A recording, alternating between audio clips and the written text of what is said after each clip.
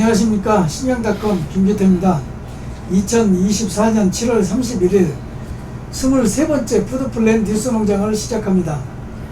지난주에 이어 오늘도 이종준 김포경실련 사무국장님과 함께 일본 도시농업에 대해 토론합니다. 어서오세요. 네, 안녕하세요. 이종준입니다. 예, 이번에 소개하실 그 일본 도시농업 내용은 어떤 내용일까요? 요코하마시에 있는 주말농장 같은 시민농장이고요. 하나는 도쿄에 있는 농업과 관련된 인재 파견업체 소식을 좀 전해드릴 겁니다.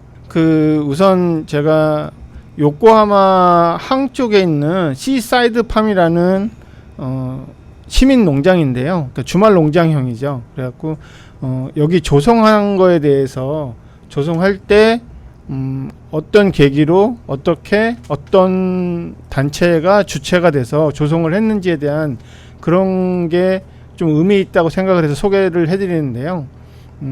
일본이 여기도 이제 농업 인구가 고령화가 되는 게 상당히 문제가 됐던 거예요. 이제 그러니까 우리나라도 지금은 농업 인구들이 고령화가 돼서 그 농업 활동을 자꾸 못하게 되는 경우가 많잖아요. 근데 일본도 벌써 10여 년 전부터 이게 굉장히 사회적인 문제로 부각이 되면서 유휴지가 많이 생기고 또 의외로 그런 것들이 있더라고요. 그러니까 여기 이 관계자의 얘기를 들으면은 농민들이 놀려도 남한테 땅을 못 빌려주는 거예요.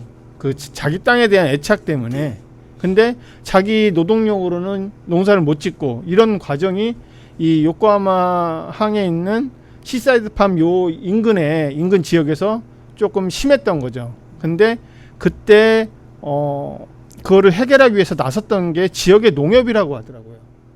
농협이 그 땅의 주인들을 다 일일이 만나면서 설득 작업을 한 거죠. 앞으로는 주말농장 같은 시민농장이 조금 그 농업의 형태가 그쪽으로 발전할 수 있다는 거를 주민들을 설득을 한 결과물이 지금 오늘 소개하는 시사이드 팜 농장인 거예요. 그러면은 농민들이 이제 고령화돼서 이제 농사는 못하고 네.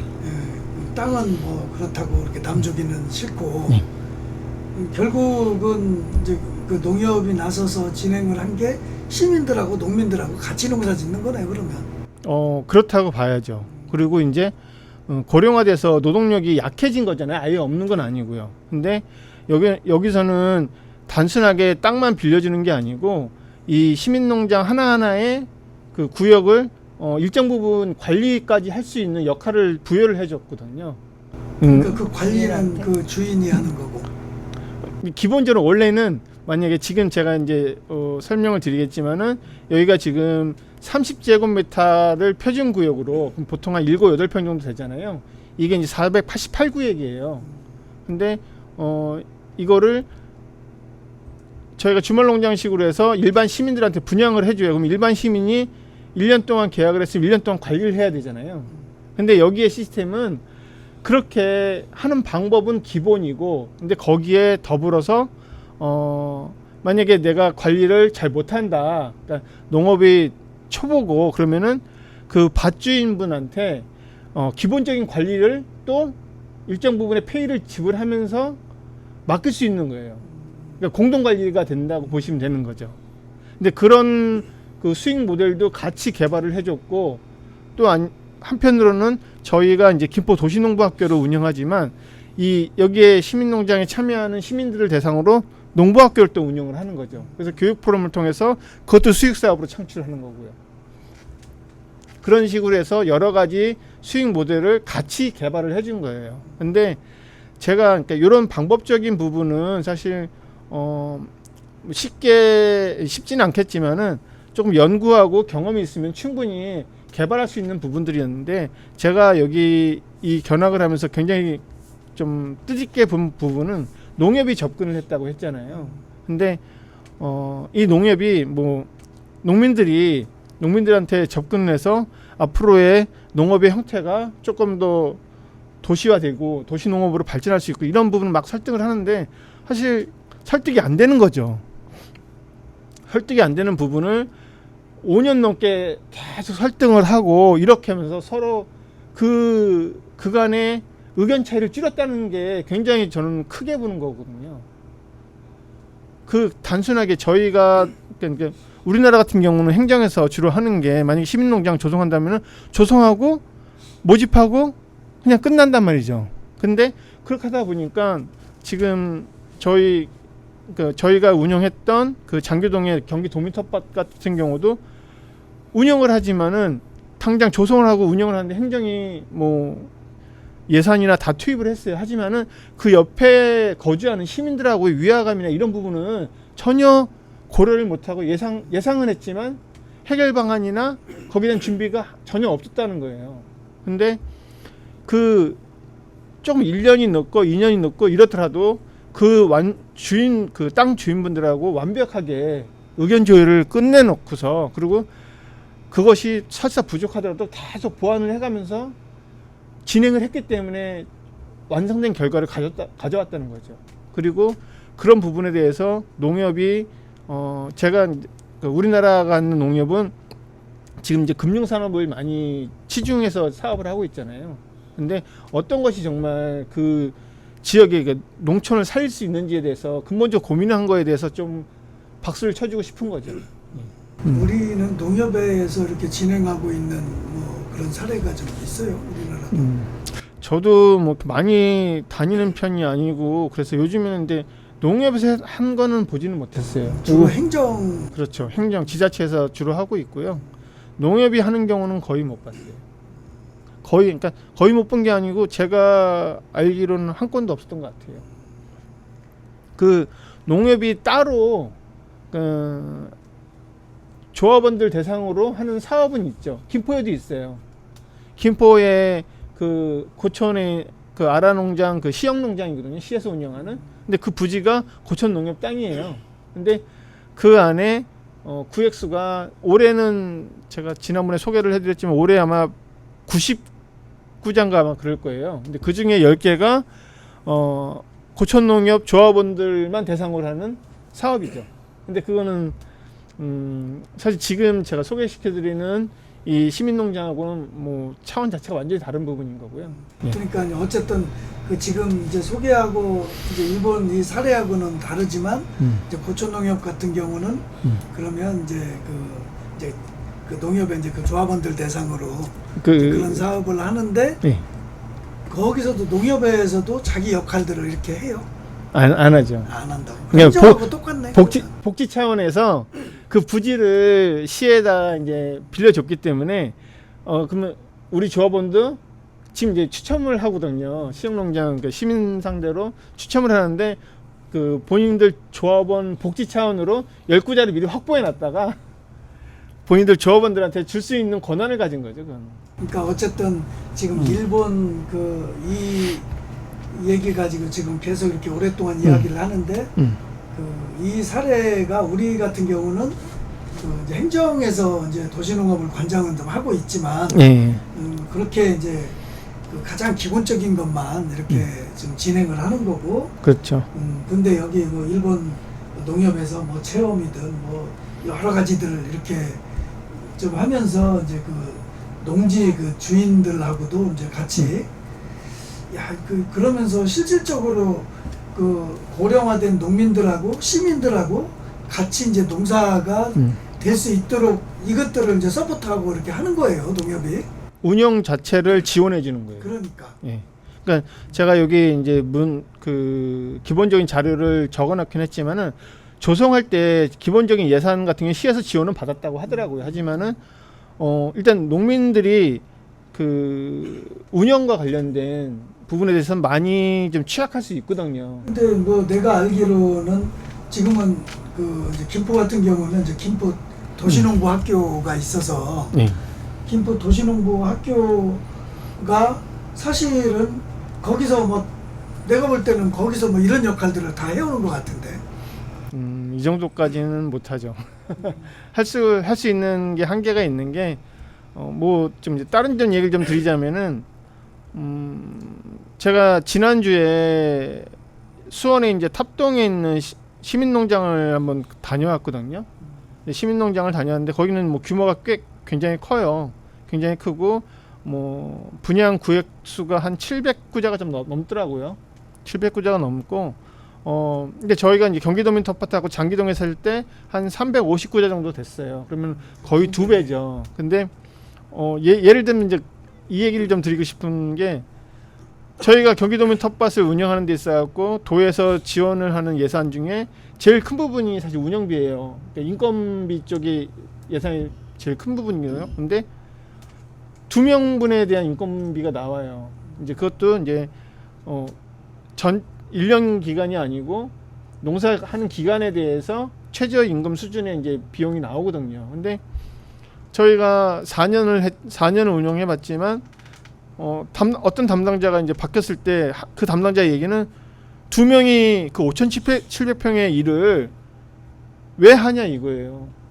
그러니까 2명이 뭐 그거를 할 일이 있냐 이거예요. 5,700평에서 일을 할 이걸 뭐 약간 좀 제가 조금 흥분을 해서 그런데 2명까지 필요 없다는 얘기예요. 다 이제 그 자기 예. 분양받은 사람들이 자기 그렇죠. 분양받은 사람들이 다 자기들이 농장 관리 다 하면 되지 왜 비용을 줘서 사람을 쓰냐 이런 얘기를 하더라고요. 근데 이제 농부학교는 저희가 민간이 운영을 하는 거잖아요. 그러니까 그런 식이에요. 민간이 할 때는 행정에서 너무 인색하게 해요. 근데 제가 좀 전에 수원의 탑동농장을 갔는데 물론 규모가 이제 아주 수치적으로 한 2배로 치지만은 거기에 공무원 2명에 계약직 10명이 기본적으로 투입이 된다는 거예요. 근데 플러스 그거 말고도 뭐 일자리 사업으로 해서 이렇게 시에서 뭐 이렇게 시간장 일자리 사업 이렇게 하는 분들이 또 달마다 몇 분씩 와서 같이 한다는 거죠. 그러니까 본인들이 예산을 갖고 운영을 할 때는 그러면서 여유 그렇죠. 근데 그것도 수원 탑동농장 담당자는 부족하대요. 자기네 인원이 그거는. 근데 그렇죠. 해봐서 그런 거죠. 예. 그러니까 지금 이제 농장장님이 얘기하시는 김포 도시농부학교가 뭐 아주 비슷하게 역할을 좀 하고 있다고 얘기를 할 수는 있지만요. 이제 제 입장에서 볼 때는 기본적으로 사업에 대한 운영 예산이 안 되거든요. 그리고 장소에 대한 부분도 물론 있고. 근데 이런 고민을 지금 얘기 드리는 요 시사이드 팜은 지역의 농민은 땅을 제공하고 거기에 자기의 농사의 지식과 또 농사에 대한 아주 기본적인 그 노동력, 거기 경험이 있는 노동력이니까 이게 나이가 들어서도 같이 할 수 있는 거죠. 그러니까 김포 도시농부학교 같은 경우는 의지는 있고 여러 가지 의욕들은 있지만 경험이나 이런 것들이 이제 한계도 있고 또 이제 그 자금적인 문제도 있고 운영상에 아주 기본적으로 이제 예산의 부분과 근데 예산은 그리고 이제 우선은 장소에 대한 부분이 제일 크죠 사실은. 그래서 지난주에 얘기 드렸던 도시농업공원과 같은 이런 그러니까 좀 테마형 공원을 좀 조성하는 게 큰 역할이 되지 않을까 이런 거예요. 그러니까 왜냐면은 도시농업공원이랑 만들면은 그 농장형에 참여하는 그러니까 주말 농장을 참여하는 시민들도 있겠지만은 거기를 휴식처로 사용하는 일반 시민들이 많이 참여를 할 수 있잖아요. 그렇기 때문에 예산이 한쪽으로 편중돼서 지출되는 것도 아니고 전체 시민을 위해서 또 쓰여지는 그 예산이 되니까는 근데 그런 장소가 있으면은 그 이후에 거기에 참여하는 부분에 대한 아니면 운영에 대한 예산은 제가 볼 때 뭐 시예산으로 저희가 지금 김포 도시농부학교가 1년 예산 굴러가는 게 2천만 원이 안 되거든요. 맥시멈으로 찼을 때. 그러니까 그게 맥시멈을 안 차면은 보통 1,000만 원 미만으로 운영을 해요. 근데 아까도 그 얘기 듣던 수원 탑동 같은 경우는 거기서 잠깐만 보여줬는데 한 13억 정도? 근데 물론 이제 그 토지가 국유지라서 국유지의 토지 임대료가 좀 많이 나가요. 근데 어쨌든 간 그래도 굉장히 제가 볼 땐 정말 넉넉한 비용으로 운영하는 거거든요. 근데 뭐 13억이라는 예산이 1년 동안 거기에 참여하는 수많은 시민들을 대상으로 했을 때 시에서 그렇게 큰 돈은 아니거든요. 근데 그 차이는 뭐라고 생각해요? 수원하고 이제 그 여기는 이제 지금 이제 김포니까 김포에서 좀 하고, 그리고 김포시하고 수원시하고 좀 이렇게 도시농업을 이렇게 이제 운영하는 좀 이런 게 이제 차이가 있는 건 그건 뭐라고 생각합니까? 수원시하고 김포시는 차이가 없어요, 사실은. 수원시는 차이가 있다고 하면은 농진청이 전주 완주로 이사를 가면서 땅이 남은 거예요. 그 지금 그 진흥청 그 자리에 에서 하는 거예요? 진흥청 자리가 여러 군데 있었잖아요. 그 중에 한 군데서 하는 거고, 제가 볼 땐 차이점이 전혀 없어요. 문제는 수원 탑동농장에서 그 운영을 얼마 전까지 했던 민간 저희 같은 민간 단체가 있었는데 거기도 쫓겨났어요. 쫓겨나고, 근데 그 당시에 쫓겨난 이유는 제가 듣기로는 제가 이제 거기를 한 5, 6년 전에 견학을 갔었거든요. 근데 그때 이제 그 부지가 개발이 된다고, 뭐 도시화되는 개발이 된다고 해서 비워줘야 된다고 얘기를 들었는데, 제가 요번에 갔는데 저도 놀란 거예요. 개발은 안 돼 있고 수원시 농업기술센터에서 운영을 하는 거죠.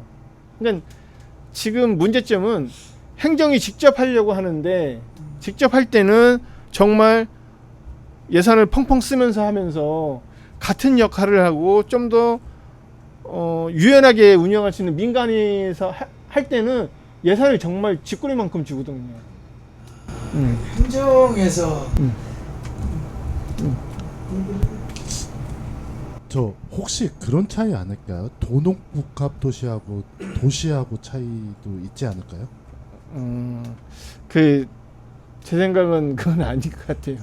그리고 제가 전에 도시농업 관련된 저희 김포 관련된 얘기를 할 때 김포가 도농복합도시라고 얘기를 하지만은 정말 그거는 단어적으로 어떻게 선택한 부분이었지, 김포 도농복합도시 아닙니다. 경기도에 있는 대부분의 도시가 김포랑 비슷해요, 사실은. 지금 이종순 국장님 얘기의 요지는 그거 같은데, 행정이 이제 자기 이제 조직을 좀 이렇게 늘리는 차원에서 그 일을 좀 이렇게 만들어가는 그런 뉘앙스가 좀. 근본적으로 저희가 이제 학교급식도 많이 얘기를 했었잖아요. 근데 이 민간 거버넌스에 대한 기본적인 접근을 못 하는 거예요, 다들. 행정이 말로는 민간 거버넌스라는 거를 굉장히 포장을 하고 되게 좋게 얘기하지만은 속으로는 민간 거버넌스를 했을 때 일부 뭐 예산에 대한 사고나 이런 것들 걱정 때문에 민간한테 사업의 많은 부분을 이양을 못 하는 거예요. 아니, 수원시 같은 경우는 그 거버넌스 얘기 나오니까 그 학교급식 지원센터도 일찌감치 만들어서 뭐 거버넌스 제대로 운영하고 잘 하다가 나중에는 운영위원회도 없애버렸어요. 그 거버넌스를 없애는 것들을 아예 조례를 개정해서 그 근거 자체를 없애버렸다고. 그러니까 지금 탑동도 수원시에서 운영을 하는 거예요. 수원시 농업기술센터에서. 그러니까 그런 느낌이 좀 들어서 내가 근데 질문했던 건데 맞네. 지난주에도 어쨌든 조금 많이 속으로는 쓰렸습니다. 그 일본에서는 여기 같은 경우 농협에서 운영한다는데, 농협에서 좀 어느 정도 운영을 하는 거예요. 운영을 하는데 우리와 다르게 한 어느 정도까지 운영을 하는지 조금 더 구체적으로 듣고 싶거든요.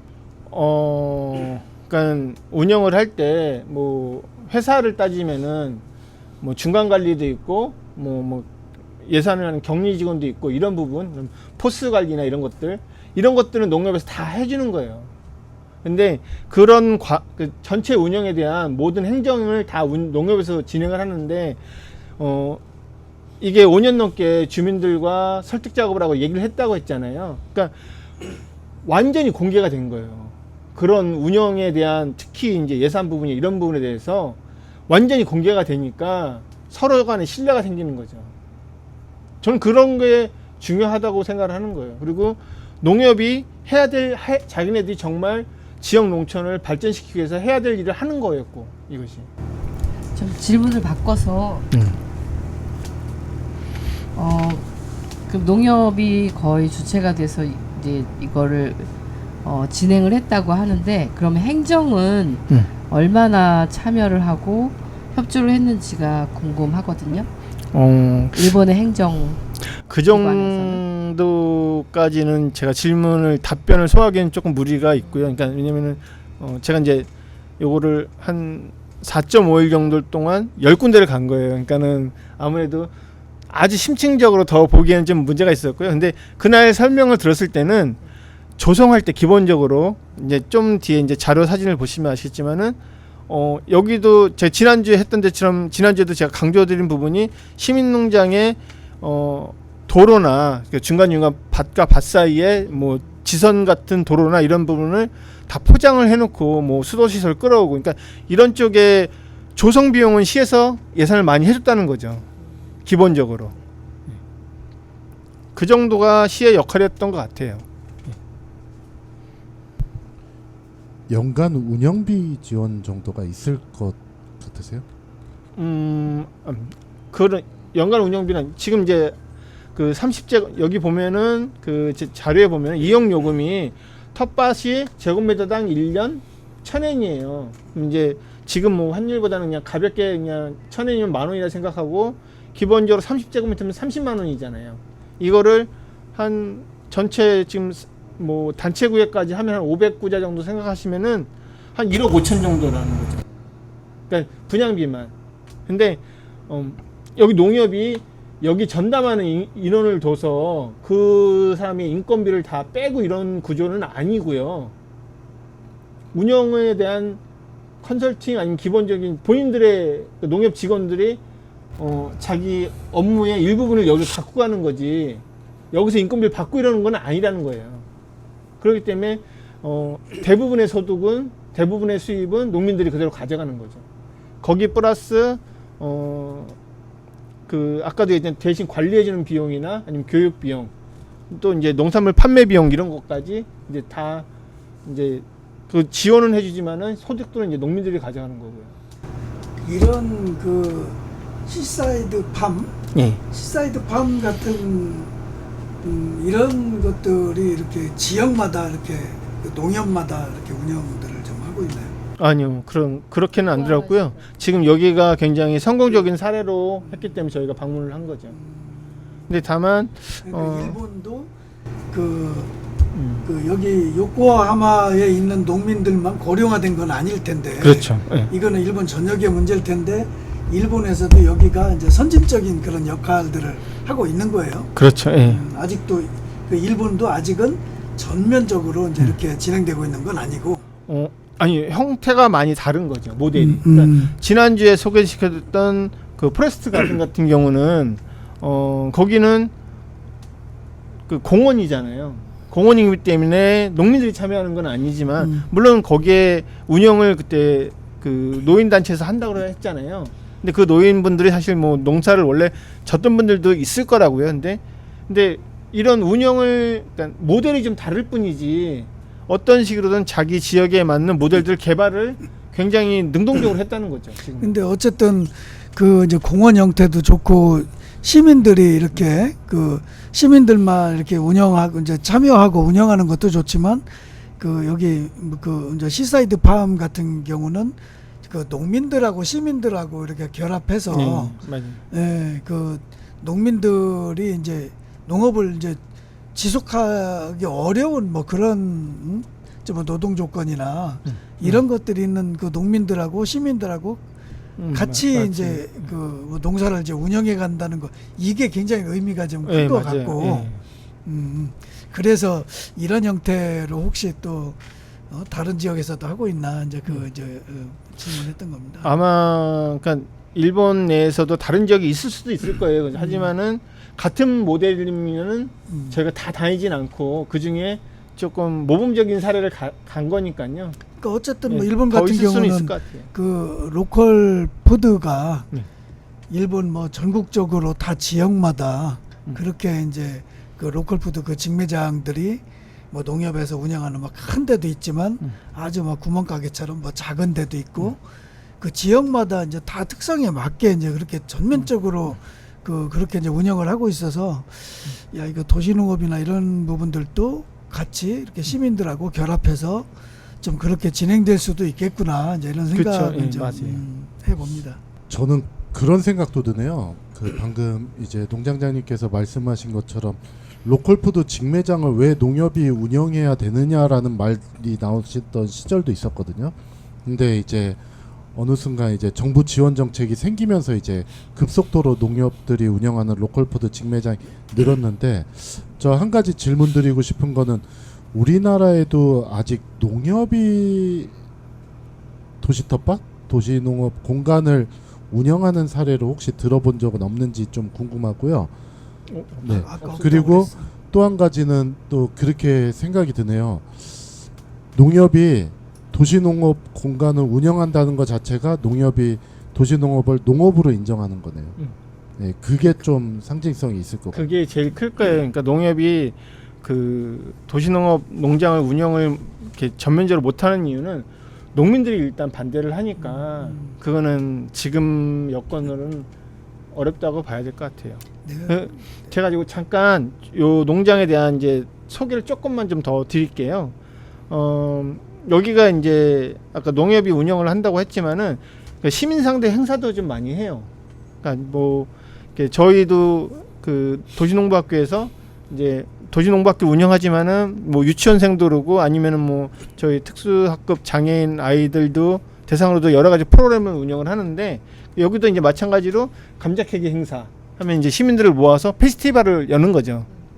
그러면 귤따기 행사, 여기 여러 가지 행사들이 있고요. 그리고 제가 자료를 조금 넘기면은 여기 이제 수입원 중에 이제 씨앗 판매 같은 것도 하는 거고요. 근데 이 씨앗 판매, 그러니까 운영하는 관리사무소가 있잖아요. 근데 제가 이 10군데의 도시농업 관련된 근데 뭐 견학을 갔지만은 그 중에 이제 농장형으로 돼 있는 데는 다 이런 시스템이에요.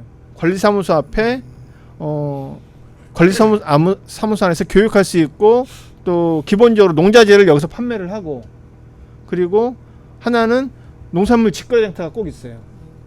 그래서 여기 이제 매일 여는 건 아니고요. 주말에만 열린다고 하더라고요. 그런데 여기 이제 참여하는 사람들이 이 농장에 농사를 짓지 않는 일반 시민들도 참여하지만은 농장에 아까 한 대략 한 500개 정도 구제가 되잖아요. 그럼 그 중에 만약에 반만 온다고 하더라도 250가구가 오는 거잖아요. 그 가구들이 여기서 서로가 생산한 거를 구매도 하고 여기서 이제 행사를 할 수 있는 거죠.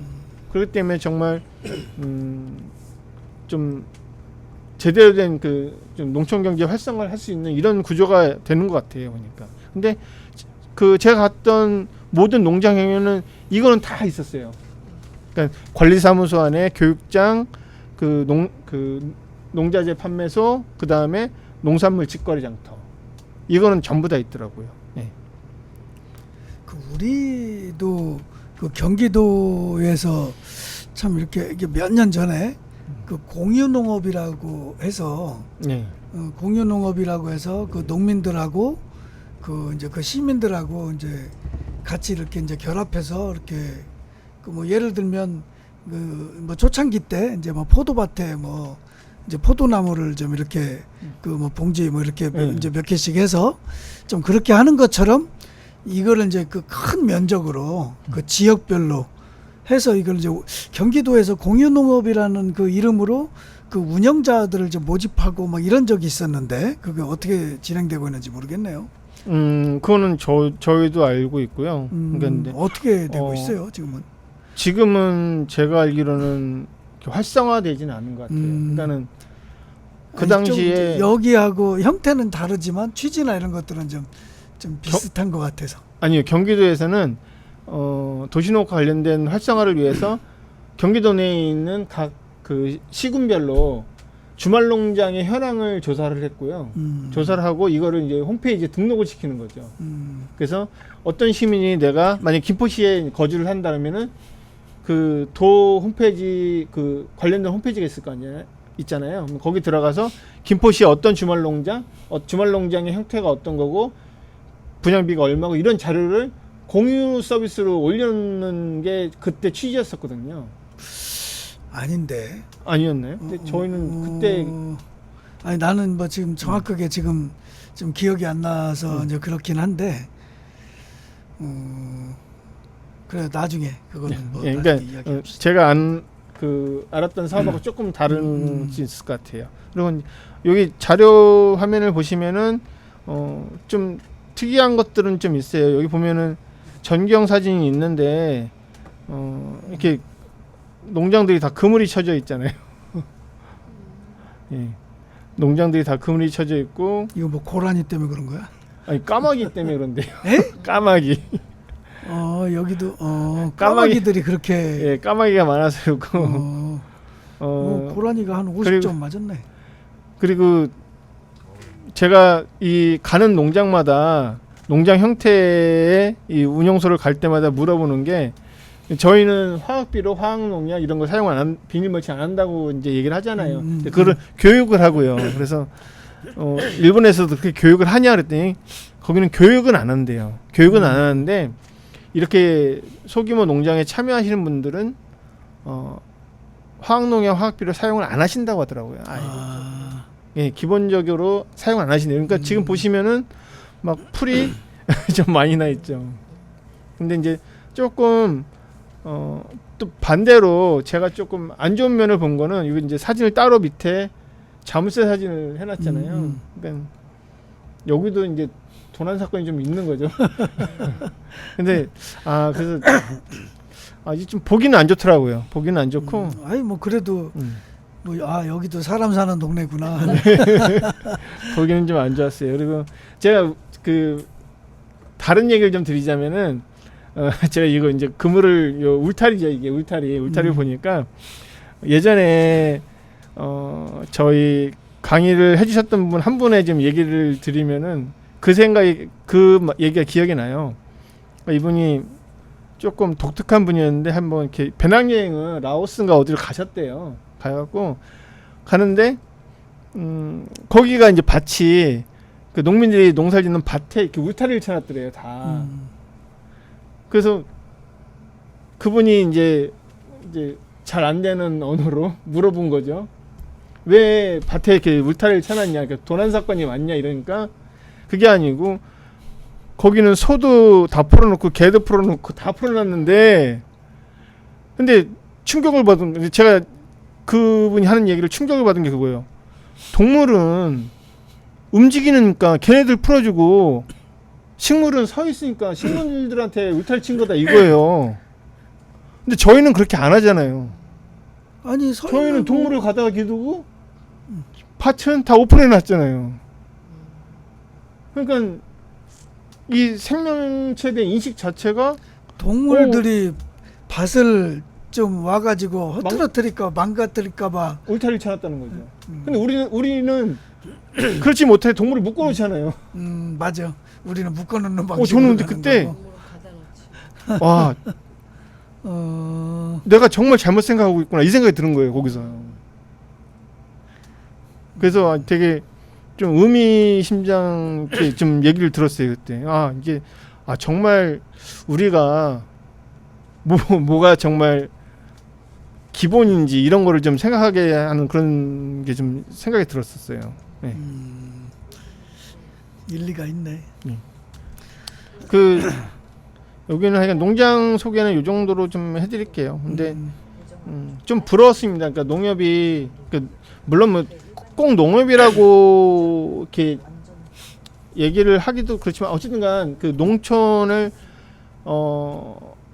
단순하게 뭐 예산 지원 얼마 해서 한번 이렇게 1년 동안 운영을 하고 이런 것보다 근본적인 방법에 대해서 접근을 했다는 거에 대해서 크게 좀 점수를 주고 싶어요. 저는. 그러니까 좀 시사이드 팜 이 사례 같은 경우는 좀 이렇게 이것들을 좀 이렇게 잘 좀 연구를 하고 잘 저거 해서 좀 이렇게 정리를 좀 이렇게 한번 잘 해서 좀 이후에 뭐 도시 뭐 농부 학교든 이제 우리나라 이제 도시농업 이렇게 이제 운영하는 뭐 이렇게 뭐 행정에도 마찬가지고 좀 이것들을 좀 연구를 좀 잘 했으면 좋겠네요. 아까 농장장님이 그 경기도 도시농업 쉐어 프로그램을 얘기를 했을 때 제가 이제 그 농장의 현황 조사 같은 걸 좀 얘기를 드렸었잖아요. 근데 저희가 그때 경기도에서 하는 그 현황 조사 같은 걸 할 때 김포 각 시군별로 농기센터에다 이제 자료 조사를 요청을 했고 기술센터마다 조사를 한 거죠. 근데 그게 좀 부실했어요.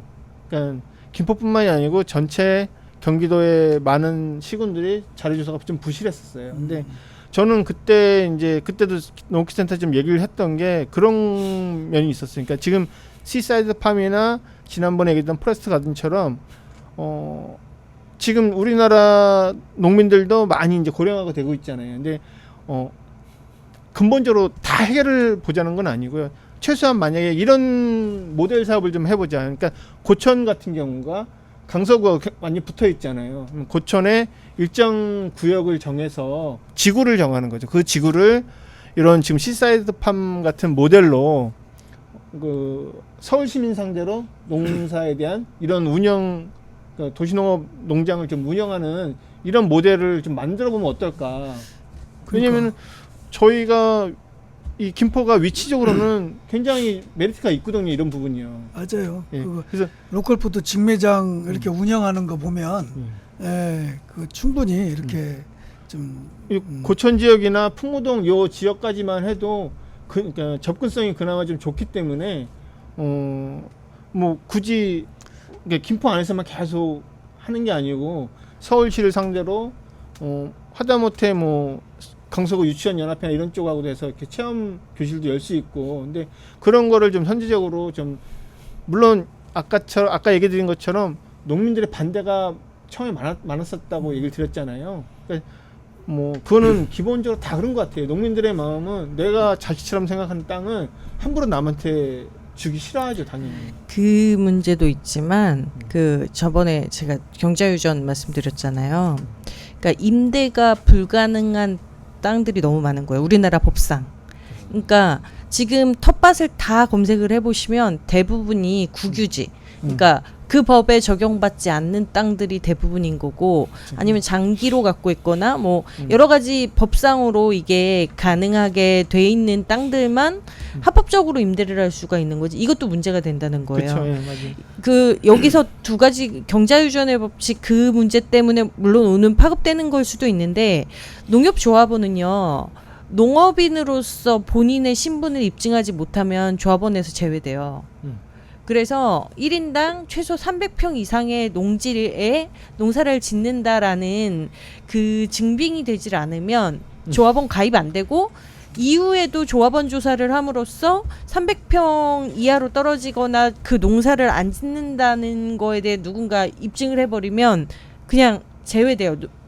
조합원에. 그러면 농협은 농업인들의 협동조합이기 때문에 그 본인의 조합원들이 자격이 없어지는 일을 나서서 할 수가 없을 거예요. 우리나라 법상으로는. 근데 그러면은 그 주말 농장 같은 경우는 뭐 임대 형태를 안 떼도 될 거 아니야, 이거는. 주말 농장이 그러니까 300평 이하여, 그러니까 300평이 아니고요.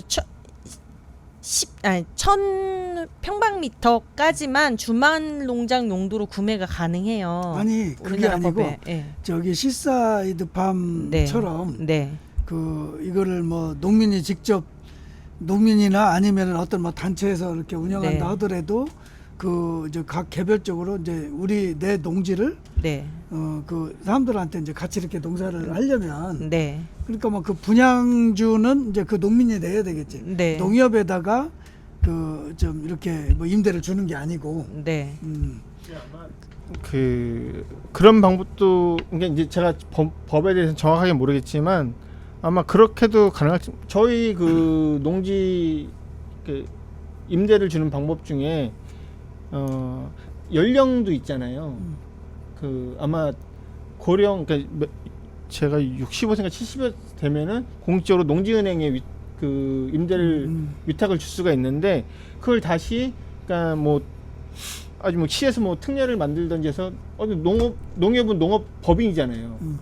그쪽에 이제 운영에 대한 위탁을 줄 수 있고 이러지 않을까 하는 부분도 있을 것 같아요. 그게 그러니까 제가 하고 싶었던 얘기가 그거예요. 법이 바뀌어야 돼요. 이런 도시 농업이든 그다음에 주말 농장이든 이런 것들이 좀 더 원활하게 임대가 되고 이런 게 되려면 일단 이거 저기 아주 특별한 경우들 지난번에도 예외를 찾지 않으면 합법적으로 우리가 법상의 예외를 찾아야지 임대가 가능한 상황이 되지 공공연하게 우리가 다 대놓고 빌릴 수 있는 거 사실은 되게 불법들이 많아지는 그렇죠.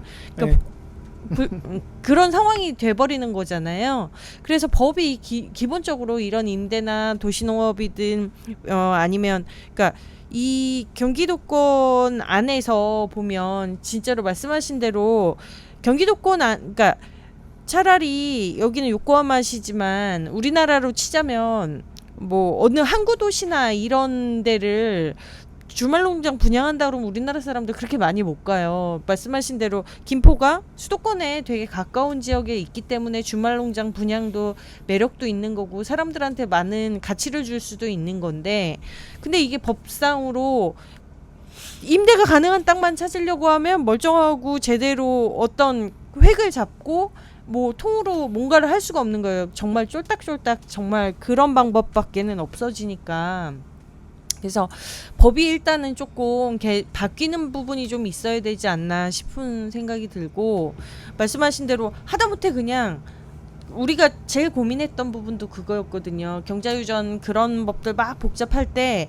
그 친환경 농업인들끼리 그런 얘기를 했어요. 합법적으로 우리도 땅 빌려서 합법적으로 농사 짓고 싶은데 계속 옆길만 찾아서 가게 되니 차라리 농협 같은 그런 농민 협동조합이 농지은행의 땅을 합법적으로 임대를 해서 아예 친환경 그 뭐라 그래 단지를 조성해서 임대를 하고 이런 방법을 하면 얼마나 좋을까. 근데 그게 안 된다고 그러더라고요. 근데 아직까지. 내가 볼 때는 고용을 하면 되잖아요. 고용을 임대가 아니고 아니 농협에서 그러니까 임대를 내가 볼 우선 임대를 때는 안 그 해줬어요. 시사이드 팜처럼 그 이제 고령화된 농민들하고 이제 그 시민들하고 같이 이렇게 그 농업을 하고 이제 이게 이런 일들을 이렇게 하려면 뭐 굳이 뭐 법을 뭐 법하고 상관이 없을 수도 있을 것 같아. 아니 이렇게 그러니까 전체적인 운영이나 이런 부분들은 뭐 농협에서 하든 뭐 시에서 하든 그렇게 가고 그 예를 들어서 이제 뭐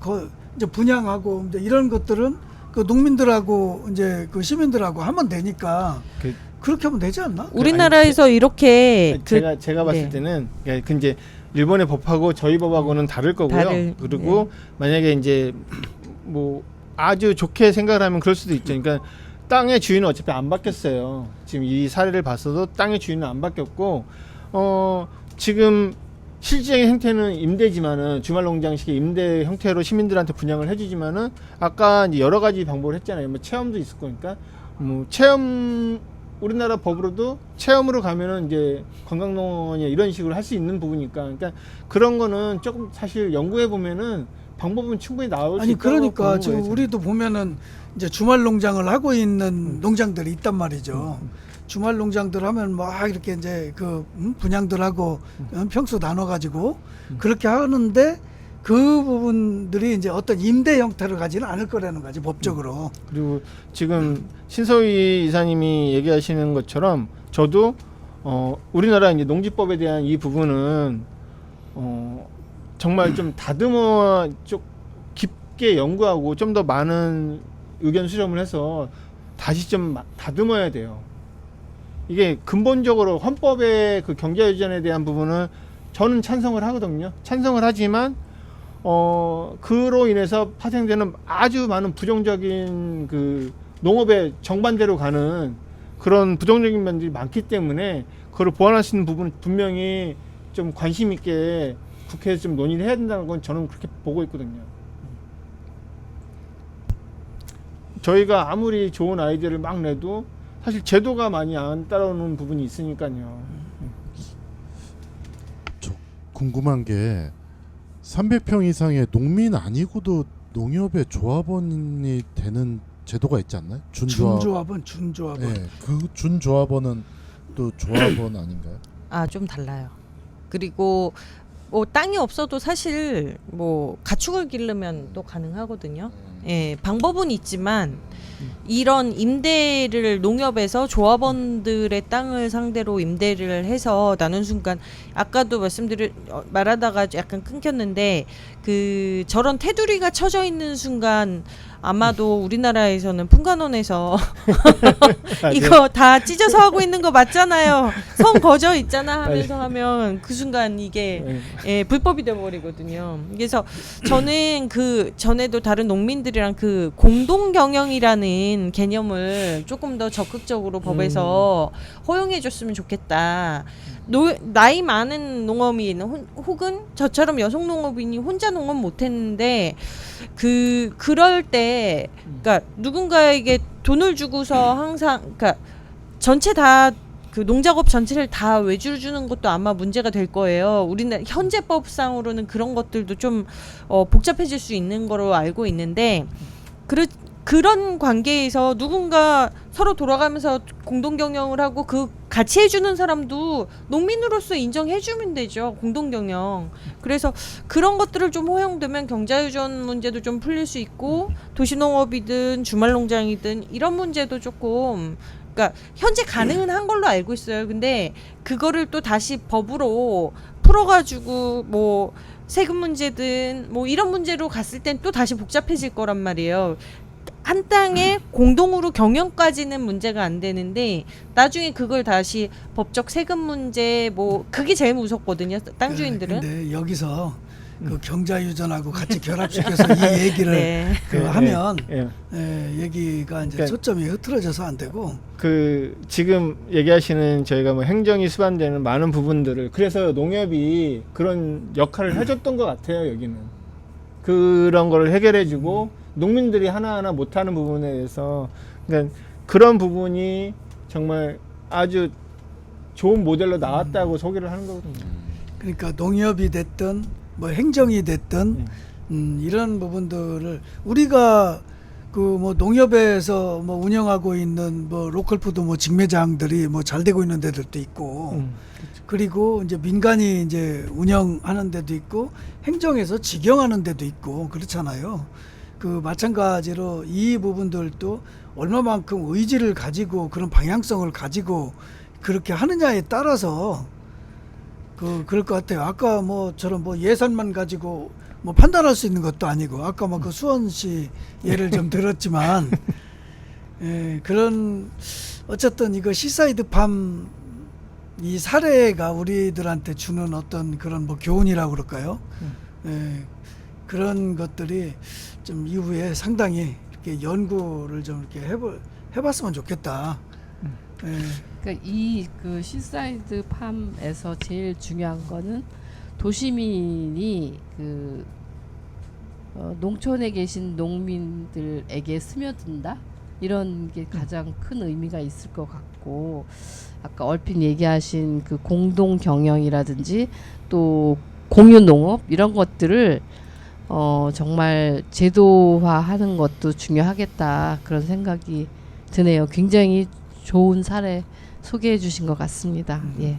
제가 농협에 대해서 요거랑 조금 다른 건데 일본의 농협이 하는 일들의 좋은 사례들을 봤을 때 아까 말씀하셨잖아요. 금융 중심이 아닌 정말 농업을 위한 농협이어야 하기 때문에 일본이 이미 몇십 년 전에 지금 현재 우리 농민 우리 농촌이랑 똑같은 일을 겪고 있었거든요. 다들 너무 나이들이 많으셔서 경영 능력은 되시지만 노동력이 안 되는 그런 사례들이 되게 늘어났을 때 농협에서 지금 비슷한 형태는 있지만 그 일하시는 분들을 모아서 사업단을 만들어서 그러니까 남쪽부터 해서 북쪽으로 올라가가지고 봄일을 해주고 농흥협에서 북쪽에서부터 남쪽으로 내려와서 수확일을 해주는 그런 것도 만들었었다고 하더라고요. 그런 농협이 있대요. 농협에서 깜짝 놀랐었어요. 농협에서 자기네 지역이 아닌 그리고 자기네 조합원도 아닌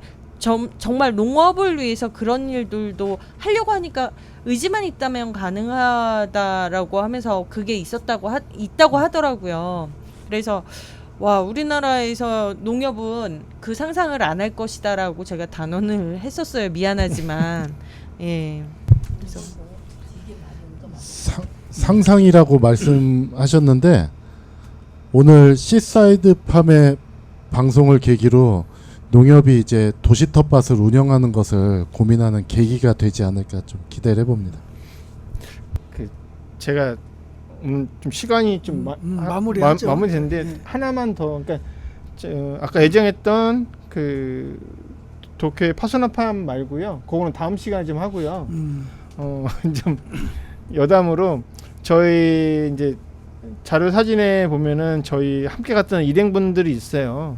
일행분들이 있는데 이 중에 한 분이 고양시에서 오신 분이신데 이분이 주말농장형 그러니까 체험농원을 하시는 거예요. 근데 저 예전에도 한번 제가 이 얘기를 잠깐 드린 적이 있었는데 제가 이분의 농장을 한번 방문했어요. 농장을 어떻게 운영하시는지. 근데 이분이 주말농장형의 하는데 이분은 농장을 시민들한테 분양을 하는 게 아니고 회사에 분양을 해주죠.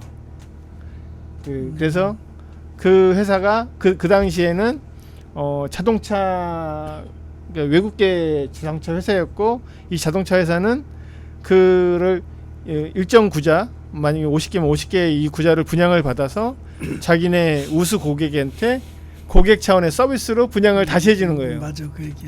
예, 그리고 이분이 2배로 돈을 버는 이유는 그 전체 밭을 관리를 본인이 해주고 관리비를 따로 받아요 또. 근데 그 관리비도 회사로부터 받고 그리고 그 안에서 식당도 운영하셔갖고 그 부분적으로 좀 이렇게 좀 통하는 부분이 있네. 아니, 그러니까 여기서 이제 얘기가 좀 되다 보니까 그러니까. 그래서 그분의 얘기를 듣고 제가 이제 여기 그 농장을 여기를 견학을 하고 와서 그렇게 한 거예요? 아니면 거기서 아니죠. 원래 하고 계셨던 원래 하고 있어요. 원래 하고 계셨던 거예요. 근데 그래서 그 자동차 회사 그 고객분들이 와서 그분들은 하는 일이 그냥 주말에 와서 백숙 하나 먹고 가는 거예요. 그리고 수확해서 이거 내 거라고 따서 그냥 가는 거죠. 근데 농민들의 수입원이 여러 가지 모델이 될 수 있는 거예요. 그렇게 해서. 고양이니까 가능한 일이고 사실 경기도에 그리고 아까도 제가 계산해봤는데 그 땅 1평방미터 빌리는데 1,000엔인데 락커 하나 빌리는데 5,000엔이었어요. 예, 연이지만 어차피 똑같이 연이잖아요. 실제적으로 수익 모델은 땅의 임대가 아닐 수도 있겠다 그 생각을 했거든요. 그래서 맞아요. 거기에 파생되는 여러 가지 그 사업들이 막 계속 나오니까요. 뉴스농장도 기업과 MOU를 맺어서 근데 저는 정말 농협이 이 어려운 저희한테도 시민단체도 민원인들이 찾아오는 경우가 꽤 있거든요. 근데 사실 민원을 들을 때마다 좀 일단은 좌절을 많이 하거든요. 왜냐면 해결할 수가 없으니까요. 근데 이 다자 간의 문제이기 때문에 다자 간의 재산에 대한 부분도 있고 여러 가지 활용에 대한 이 어려운 부분을 정말 끈기 있게 협의하고 의논하고 이 지역 주민들과 했다는 게 굉장히 큰 일이거든요. 이제 그 정도의 노력을 통해서 이런 결과물을 얻었다는 거는 저는 굉장히 높게 평가하고 싶어요. 그러니까 도시농업이 처음에 도시농업 이야기를 하고 도시농업 정책을 이제 추진을 할 때 물론 이제 한쪽 농민들은 우려도 가지고 있고 그랬지만 많은 사람들이 대부분의 사람들은 이 도시농업으로 인해서 우리 농업이 더 많이 알려지고 그리고 우리 먹거리에 대한 관심이나 이런 부분들이 정책적으로 이렇게 반영이 될 거라는 그런 기대들을 좀 많이 이렇게 해왔단 말이죠. 이제 그런데 이제 어쨌든 여기 특히 도시 지역에서 그 도시농업이 이렇게 진행이 되면서 여러 그런 사례들이 좀 나오고 그랬는데 거기서 이제 더 나아가서 이번 이제 일본 시사이드 팜 같은 이런 사례까지 이제 우리가 좀 접하게 됐는데 그래서 이런 사례나 이런 부분들이 그 도시농업 하시는 분들한테도 그렇고 행정이나 이제 농협이나 이런 농 관련 기관에도 그렇고 이런 부분들에도 이런 사례들이 좀 많이 알려져서 우리 농업이 고령화되고 이렇지만 그 가운데서도 좀 우리 농업을 이제 지속 가능하게 할 수 있는 그런 다양한 그런 어떤 지혜들이 좀 있겠구나. 좀 그런 좀 생각을 좀 했습니다. 좀 그렇게 접근했으면 좋겠고. 제가 광고를 좀 하나 하면요. 지금 소개시켜드리는 일본의 도시농업 이 견학 자료들은 지금 준비했던 자료보다 조금 더 자세한 자료가 김포경실련 카페에 다 올라가 있거든요. 알겠습니다. 그래서 제가 이 견학을 갔다 와서 한 일주일 정도, 10일 정도의 간격으로 이거를 다 정리해서 이제 올려놨어요. 올려놨더니 이제 경기도 농업기술원에서 그러면 이걸 갖고 결과 보고를 하자 해서 발표를 하자고 했는데 행사가 생기면서 무산됐고 김포 농업기술센터에서도 이걸 갖고 여기서 발표를 해보자 했는데 소장님이 바뀌면서 또 무산이 되더라고요. 결국에는 사장 됐죠. 그 저희 김포경실련이나 김포도시농부학교 검색하시면은 저희 다음 카페 나오는데 거기에 경실련 활동방이 있어요. 그러면은 제가 이 카테고리를 10개로 다 나눠놔서 요 사진하고 요거보다 조금 더 구체적인 자료를 다 올려놨습니다. 회원이 아닌 사람도 볼 수 있어요. 그렇죠. 누구나 볼 수 있어요. 다음 카페 김포경실련. 예, 그 오늘은 이종준 김포경실련 사무국장님과 함께 일본 도시농업에 대해 이제 두 번째 시간으로 이제 알아봤습니다. 그럼 이것으로 2024년 7월 31일 푸드플랜 뉴스농장 23번째 방송을 마치겠습니다. 수고하셨습니다.